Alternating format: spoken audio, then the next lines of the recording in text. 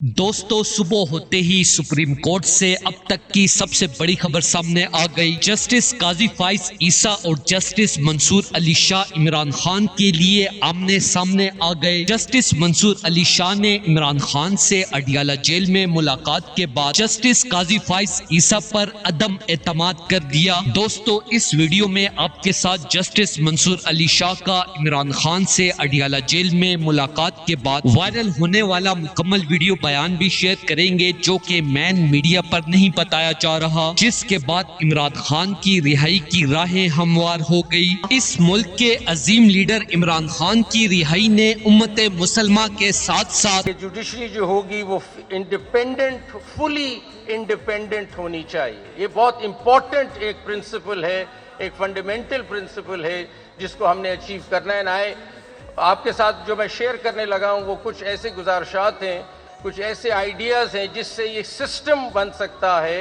एक transparent system जो individual नहीं रन करते, सिस्टम रन करता है। जब तक हम इंडिविजुअल से निकल के सिस्टम की तरफ नहीं आएंगे, ये सिस्टम हमेशा हर इंडिविजुअल के ताबे रहेगा और वो इधर से उधर होता रहेगा। इसीलिए इस इदारे में कंटिन्यूटी नहीं है। एक चीज जैसे साहब आते हैं वो इस तरफ ले चलते हैं, दूसरे आते हैं उस तरफ ले चलते हैं। नशिस्तों के मामले पर इलेक्शन कमीशन की दरखास्त पर 8 जजेस की वजाहत पर चीफ जस्टिस ने रजिस्ट्रार से जवाब तलब कर लिया है। चीफ जस्टिस ऑफ पाकिस्तान की जानिब से रजिस्ट्रार को मरासला भिजवाया गया है।